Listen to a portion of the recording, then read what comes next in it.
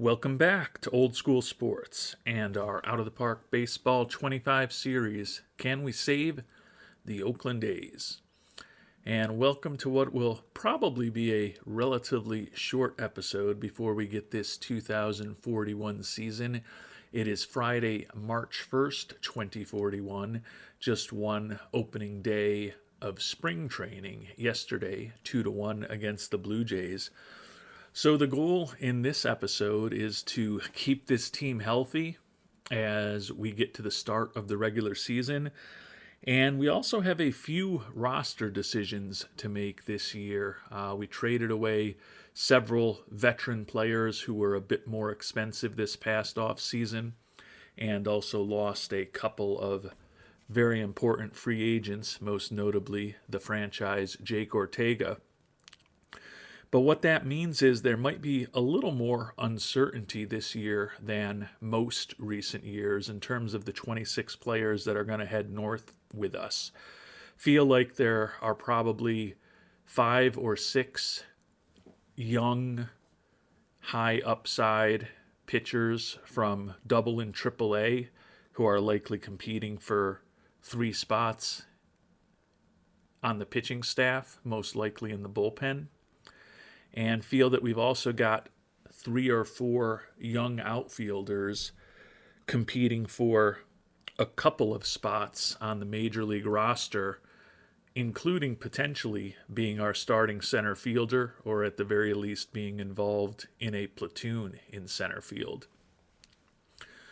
One guy who we do expect will be on the major league team in the outfield when all is said and done is the veteran Joe Harmon, 26 years old and only parts of 2 seasons in the majors, but compared to the rest of the guys competing for the center field spot, Harmon, the mayor, is the veteran at this point. Hasn't necessarily done much over the parts of 3 seasons, really primarily the last 2 seasons that he's spent in the majors. Been a below average offensive player, but that said, still with a little bit of speed and a solid glove, has averaged 2 WAR over 162 games, if we prorated his statistics out there that much. But he's fragile physically, 26 years old, and although we like his speed, we like his influence in the clubhouse, and we like his glove, the bat is not particularly exciting. The 2 guys that he will most likely be competing with for starting in center field and potentially roster spots are Jesus Aguilar. And unfortunately, we had a poor result from Mr. Aguilar in the offseason in his quality of contact program that just concluded. Both his current power and his current eye dropped by a bit, and you can see neither his power nor his eye were all that great to begin with. Didn't really improve his contact. He's a somewhat similar player to Harmon in that he's solid defensively, although not as good as Harmon. Solid on the base paths, a little more speed than Harmon, but probably not quite the instincts that he has. And a acceptable-ish major league bat that probably will be a little bit below average, but not embarrassing. What Monster Aguilar, who was our primary IAFA signing in 2034, does bring is a left-handed bat, which could fit well with the right-handed Harmon in a potential platoon situation. A little bit of youth, and we think, despite the modest regression that he had from that poor development program this year, an opportunity to improve a little bit more as the season goes along.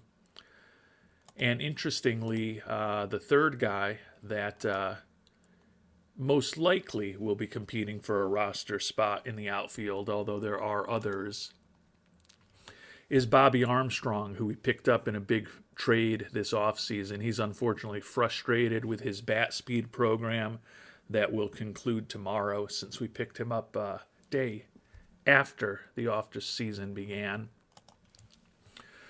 Armstrong, 24 years old, right-handed hitter, probably the weakest defensively of Harmon, Aguiar, and Armstrong.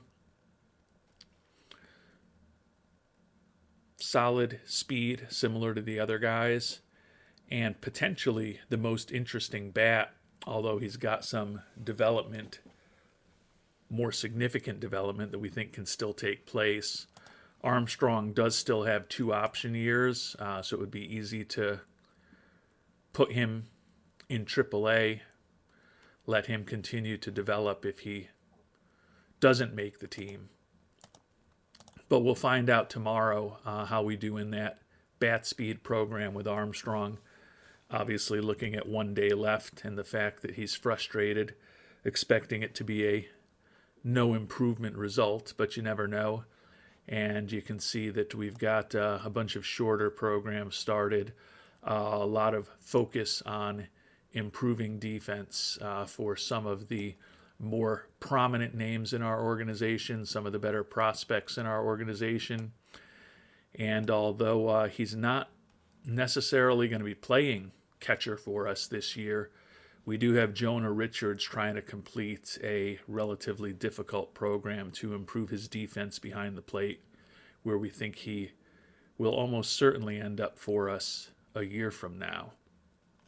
I know that some of you in recent comments have encouraged us to consider moving on from Jorge Mendoza early. Just give the job to Richards now. Probably opens up more playing time for Luis Godina, who just had an outstanding result with his power, similar to Richards, in the development lab. But Mendoza at 29 is in the prime of his career. He's a bit better defensively at this point than Richards, although maybe that will change if there's a good program. I think he's got a little more speed than Richards. He's good in the clubhouse and still a very interesting bat. And he's also a guy who won both the ALCS and the World Series MVP for us a year ago. I agree we could get likely a bit more for him in a trade if we traded him now in terms of value versus the almost certain compensatory pick at the end of the first round that we'll get if we let him leave as a free agent. And let Mendoza leave as a free agent is almost certainly what we'll be doing, given that over a 10-year contract that would take him well into his late 30s. He's looking for an average annual value of over $28 million a year, almost double of what he's making this year in his final arbitration season. So he's not going to be with us, but when I ultimately think about Mendoza and Richards, I want them both on the team this year. We are a team that's won 3 out of 5 World Series championships, and we've got 4 World Championships total, but we've never gone back-to-back with this Oakland A's franchise. We're trying to do it this season, and I think we have a much better chance of doing it with both Mendoza and Richards on the team, because as much as I like our backup catcher, Mr. Ogata, defensively, if we were to lose Mendoza for an extended period of time, having a guy like Richards to plug right in and give us a perhaps even better bat with a slightly worse glove behind the plate just puts us in a outstanding position to weather the storms that teams can go through with injuries and ineffectiveness as a season moves along.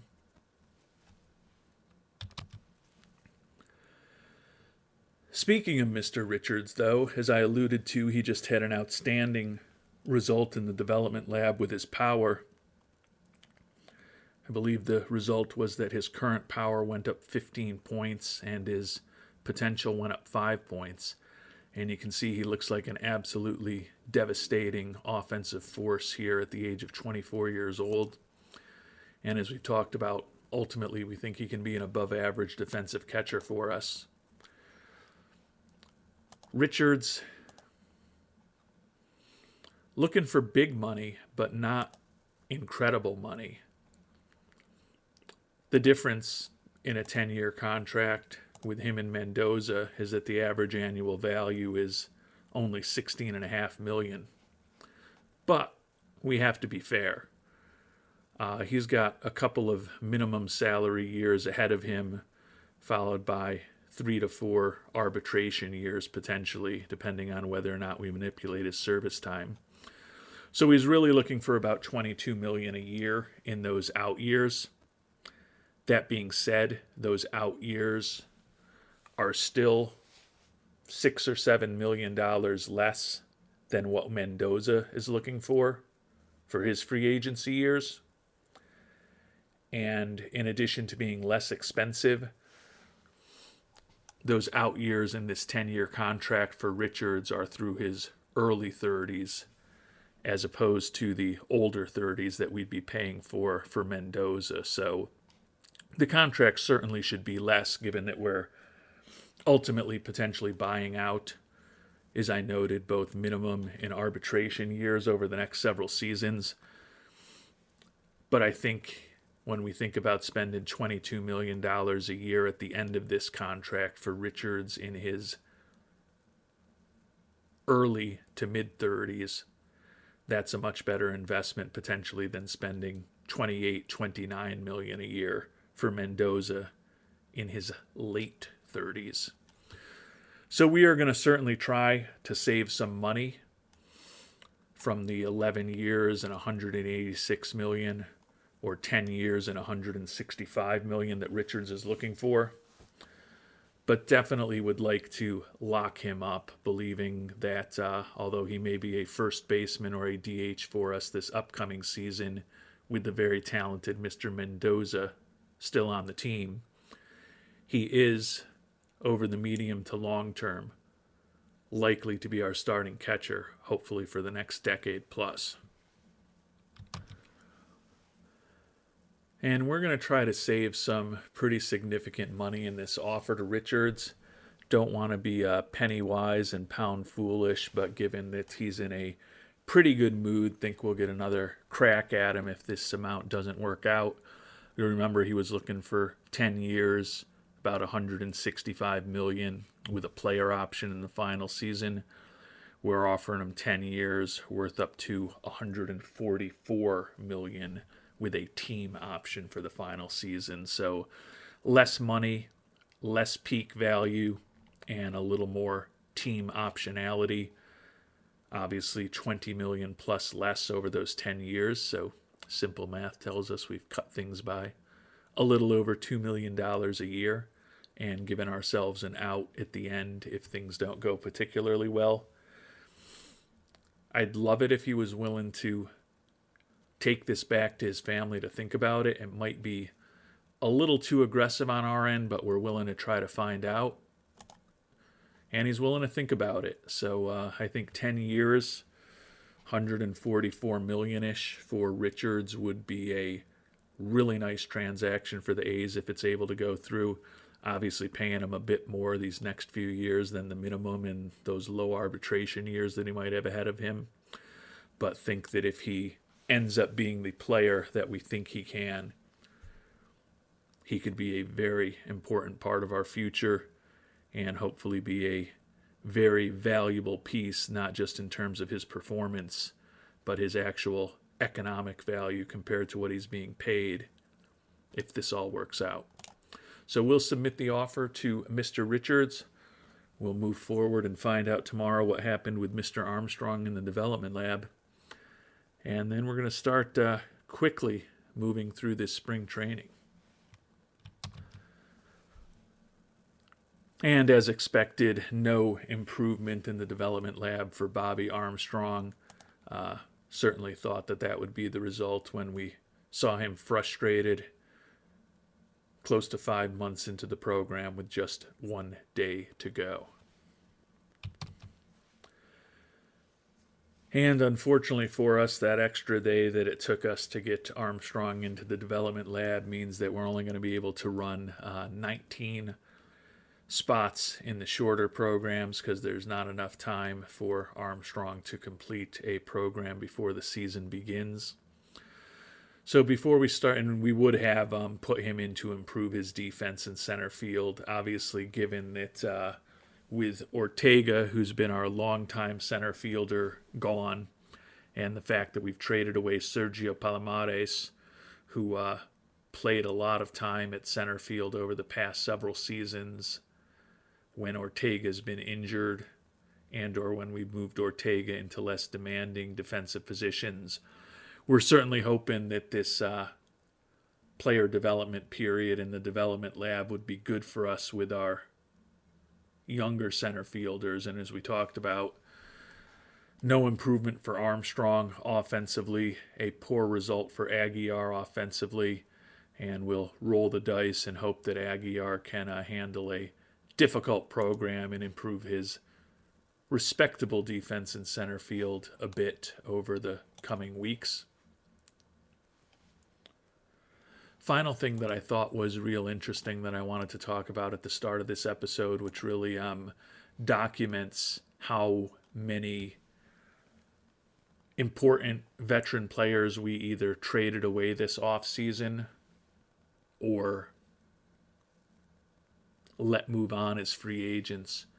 When we look at our 40-man roster, the oldest players on our 40-man roster are only 30 years old, and there's only 2 players on the entire 40-man roster that are in their 30s. So we have a very strong team, as I talked about, that's been a consistent playoff contender and won 3 of the last 5 World Series. We've got a outstanding farm system that ranks second overall at this point. And that talent at the major league level or close to major league level is very young as well. So I think we are positioned well to hopefully compete for and ultimately win another title here in 2041. And the start of spring training going well. The young outfielder, we've talked a lot this episode, Jesus Aguiar, hitting .500 with a ridiculous 1,600 OPS in the early going, and the team is 5-0.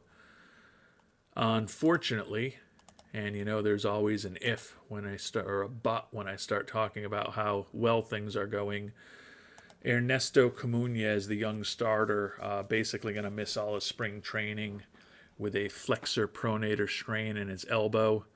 He's already fragile physically. He is a guy that we've signed to a long-term extension. Had a solid first full year in the majors for us last year when he was primarily a reliever. With the departure of Chase Dora this past off season,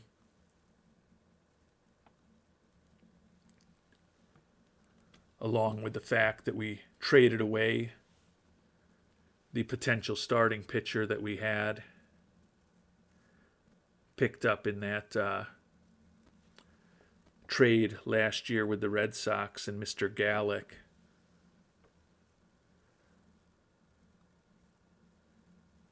Comunez was definitely going to be a contender to be a part of our rotation this year. And unfortunately, he may have to wait a bit to get that opportunity, but doesn't seem like something that's going to linger long into the regular season. But after throwing only 16 pitches in spring training, he's certainly going to need some time to rehab, even if he is healthy in early April, before he'll be able to rejoin the major league roster. So it could be an opportunity for even another one of those AAA young pitchers I was talking about to get an opportunity to prove himself in the majors, at least the first couple months of the season, or first couple weeks of the season. And we've got Mr. Richards locked up, $14.4 million a year over the decade that starts next season. He'll still be a great value this year, making the major league minimum, and we hope a great to very good value over the remainder of this contract. I think that's a very positive step for this franchise. The fans are excited. Our fan interest was 96, and it bounced up 3 points after that. So that's very positive. Basically, the signing of the youngster to a decade-long contract replaces the 3 points we lost in fan interest from the departure of the previous phenom, Jake Ortega, who just finished his decade-long contract with us. Would love to be at 100 plus when the season begins, but if we're not at 100 plus, we're as close as we can possibly be with that 99 fan interest right now. And with Richards now signed to a long-term contract and several other long-term contracts that we've signed over the past few years, we're going to have some tough decisions going forward. Payroll just $121 million this year, which is certainly manageable. Set to bounce to $135 million and a bit over $150 over the next 2 seasons, which are manageable for us, I believe, without making major moves. But you look at close to $200 million in 2044 and over $230 million in 2045. And when we think about a team whose entire budget, much less its payroll, it's only $194 million, we'll have to do some pairing of the roster in the years to come, but the hope is maybe we'll be doing that pairing of the roster 3 or 4 years from now with another couple World Series championship trophies hanging in the Coliseum in Oakland.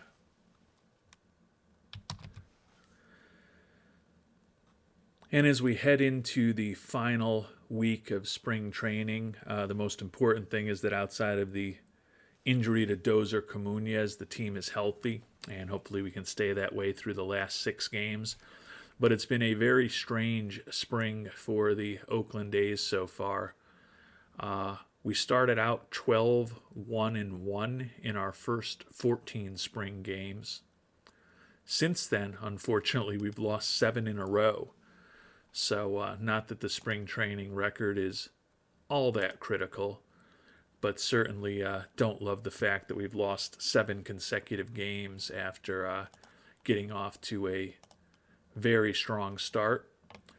Our newly signed Jonah Richards, the first baseman, tied for the league lead this spring right now with 13 ribbies. And Mike Blumenshine tied for the league lead with 3 wins here in the Cactus League, for whatever that's worth. And we've got some okay news, some good news, some not so good news, and some pretty bad news here as we finish up spring training. The okay news is that we stopped our long losing streak and went 3-3 over our final 6 games. Pretty much the definition of okay. The good news is that Dozer Comunez actually recovered from his injury soon enough to come back and actually pitch for us once 2 days ago. So good to have him back. The bad news is that he was totally rocked over those 54 pitches that he did throw for us. 5 hits, 6 runs, all earned, including 2 homers over just 1 2/3 innings. But, as I said, at least he was back, but certainly not good news. And the really bad news is that we've just lost our starting second baseman, last year's Rookie of the Year, Gold Glove Award winner, All-Star, and World Champion Chisin Iwata, to a strained oblique, suffered yesterday, the final day of spring training, and he's going to miss a month now. So in addition to have some decisions to make as far as a couple of outfielders, we're also going to have a decision to make as far as a utility infielder, since Iwata obviously won't be on the team. Probably be an opportunity for Amare Alcindor to get some more playing time rather than being a utility infielder for us, and also let someone who almost certainly would have ended up in AAA, get some major league experience over the next month or so. And here on April Fool's Day 2041, day I hope I'm alive to see in about 16 years, we've cut our roster down to the 26 players that will be headed north from Arizona to Oakland with the major league team. Some new names on the pitching staff this year, but not in the rotation. Trey Saldana back as our number 1 starter, Doug Weiss back as our number 2, and Federico Arriola, Dave Baumler, and Mike Blumenshine will round out the rotation, at least to start the season. Camunez, who due to that significant injury that cost him most of spring training, only pitched 2 innings. He does have options, but we're not going to send him to the minors. Let him hopefully work himself into shape over the next week or 2 in a long relief role. Hopefully not a lot of high-pressure situations for him. And he certainly could be put back into the rotation, or quite honestly get his first real true shot at the rotation in the coming weeks and months if the likes of Arriola, Baumler, or Blumenshine happen to struggle. But you can see all 5 of the starting pitchers had outstanding to good spring trainings, at least in terms of their ERAs. Chuck Huntley back as our closer, although he's day-to-day with the flu for the next week. And we've got a lot of lefties in the bullpen this year. Jake Mendick back, Jonathan Shearer back, although he's out with back spasms for 3 days, but should be just about ready for opening day. Lefty Kevin Carmichael is back. But then some of the new additions. Lefty Wilson Rangel will be making his major league debut. IAFA signing from 2035, who's the number 67 prospect in baseball. 23-year-old left-hander, has a devastating curveball and an excellent cutter that he uses off of a average fastball. Spent a chunk of each of the past 2 years in AAA Las Vegas for us and was our closer there a year ago. He'll get an opportunity to make his major league debut. Eric Keach, right-hander who was an 8th-round pick of ours in 2035. Outstanding fastball paired with a nice change. Another guy who's spent most of the last 2 seasons in AAA, been pretty effective at the level. He gets a shot this year as well, another 23-year-old. And then Luis Aguayo, who was called up just at the end of last season, and all he did was strike out 10 batters in 4 2/3 innings. Outstanding fastball, outstanding slider. 25-year-old is durable. 14th round pick out of UNC Asheville, who has become a big-time relief prospect. So Rangel and Keach will be making their major league debuts, and Aguayo is going to get his first chance to make the major league team out of spring training to go with the 5 veterans in the rotation at this point and 5 veterans in the bullpen, including Camunez, who could be fighting for a role in the rotation not too long from now. Only the 1 lefty, Blumenshine, in the rotation, but 5 lefties, the rookies Aguayo and Rangel, along with Carmichael, Mendick, and Huntley, working out of our bullpen this year. Turning to our everyday players, Mendoza back as our starting catcher for what will likely be his final year with us, particularly now that Richards is signed. Ogata back as his backup and outstanding defensive catcher. Luis Godina and Jonah Richards are going to be splitting time at first base and DH. They're both going to start at first base against one type of handed pitcher and at DH against the other. So the 2 guys that had outstanding results in the development lab as far as their home run power, both going to be everyday players for us this year. We're going to have a platoon at second for the time being. Mariel Cinder, who is slated to be a utility infielder for us this year, and Phil Swenson, who we picked up in that trade with Minnesota back on November 3rd. May remember that was the trade when we got rid of Mike Orozco, our longtime stopper. Swenson, a guy who still has minor league options, but he's also a guy who looks like potentially very interesting contact hitter, particularly against left-handed pitching. And he and Alcindor are going to platoon at second base for the next month or so while we're waiting for Mr. Iwata to hopefully get healthy. Pimentel back as our third baseman, and Landine back at short. The outfield, Selvey will be in left and Uresti in right. And the three outfielders we talked about, Aguiar, Armstrong, and Harmon, all made the team. But we're going to have the youngsters playing more regularly. Aguiar, the left-handed batter, will start the season out as our starting center fielder against right-handed pitching. And Armstrong will play as our starting center fielder against left-handed pitching. Harmon in more of a utility outfielder role this year, which we think he can handle very well. Good speed, outstanding defensively, can play at a very high level at any outfield position. We'll give the youngsters, Aguiar and Armstrong, the opportunity to compete and be our center field platoon for the time being. But that's probably the most obvious position that if things don't go well, could look to get Harmon back into the mix more often, and or could look to perhaps make a trade as the season moves along. And we had to stash some pretty interesting pitching prospects in AAA as we knew we would.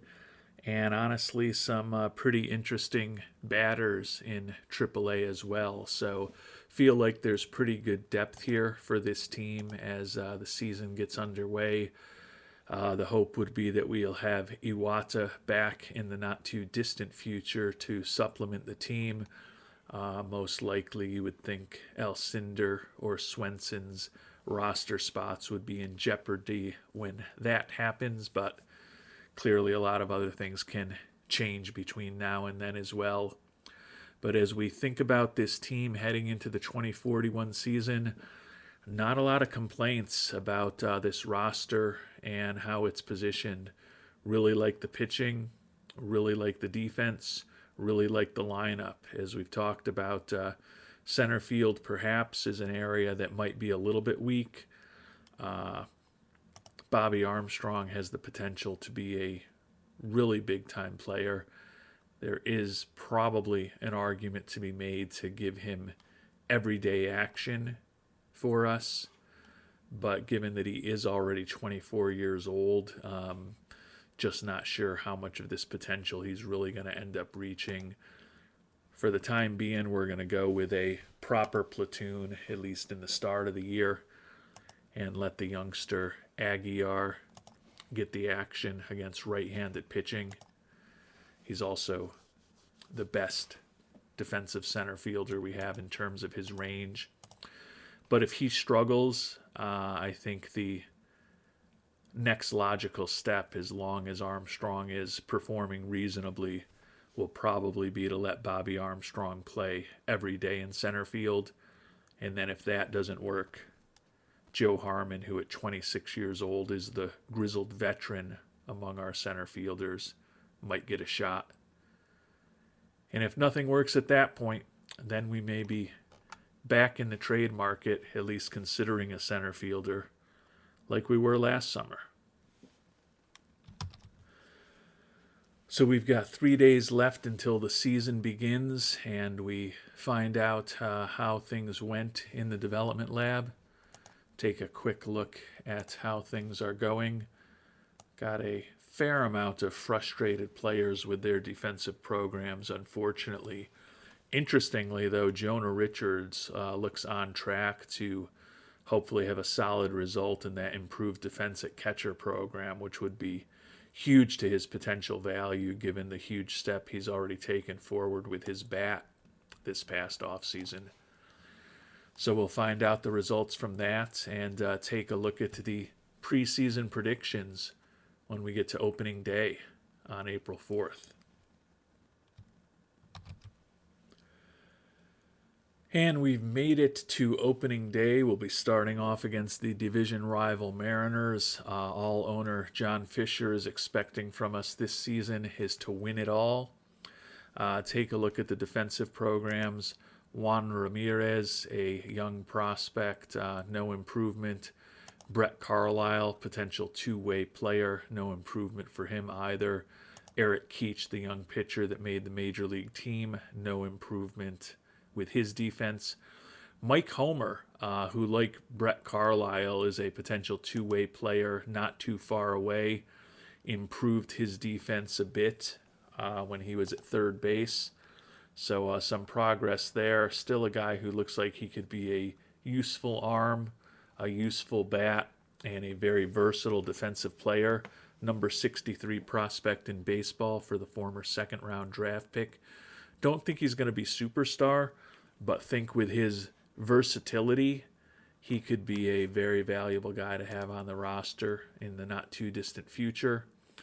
Young infielder Damani Hasbury improves his defense a bit. He's still a guy who I'd say has an uncertain major league future for us. 23 years old, like the home run power and the durability.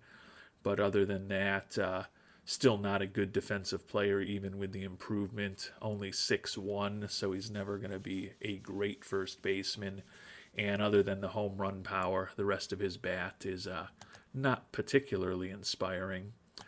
Phil Swenson, who's going to get the shot to be in the platoon at second base, as we talked about, no improvement. Darnell Selvey, the left fielder, and the injured Chisin Iwata, no improvement for either of them.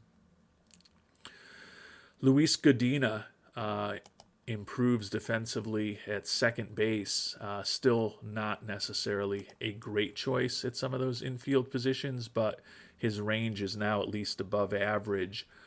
We had him, as we talked about, penciled in as a first base DH type, but he's getting to the point where if we had to play him at third, not optimal because of his arm, but we could. And if we had to play him at second, we certainly could, although we'd prefer more range there. So definitely improved his defensive versatility with the improvement there. Chad Evans, one of the excellent young pitchers who didn't make the roster, no improvement with his defense. Jeff Shans, no improvement at first base. He's another one of these youngish players that we've brought on board recently who just unfortunately did not make the major league team. Luis Aguayo, poor result at pitcher defense. Chris Lance, successful with improving his defense at first, similar to Jeff Shans, a guy that we brought on in a trade in recent years who we think could be helpful for us at the major league level, but just did not have enough quality to make the team quite yet. No improvement for Joe Harmon on bunting drills.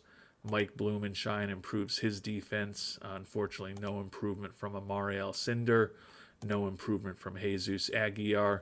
No improvement defensively from David Palomares. But Jonah Richards ends up with an outstanding result at that catcher defense program. Boy, he has had a fantastic offseason in the development lab for us. As we talked about, we've also got him locked up for the long term. Taking a look at the results, his catcher arm, catcher ability, and catcher framing all improved by less than 5, but they did all move in the right direction. Looks like we see it in his blocking and framing, both moving up to 65 from 60. The arm still shows as a 70, but can't ask for much of a better offseason than we got with Jonah Richards. As we talked about, improves his home run power with an outstanding result in the development lab there in a difficult program. And he also improved his catcher defense with an outstanding result in a difficult program. And he's moved up to be the number 1 prospect in baseball as this season begins. So the fact that we now have him locked up for the next decade after those two outstanding results in the development lab is a pretty outstanding result, hopefully, for the future of this Oakland A's franchise.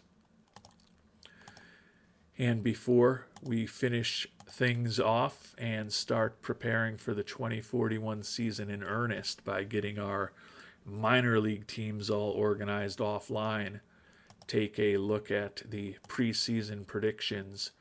And our Oakland A's expected to have a monster year after 106 wins in a World Series championship last year.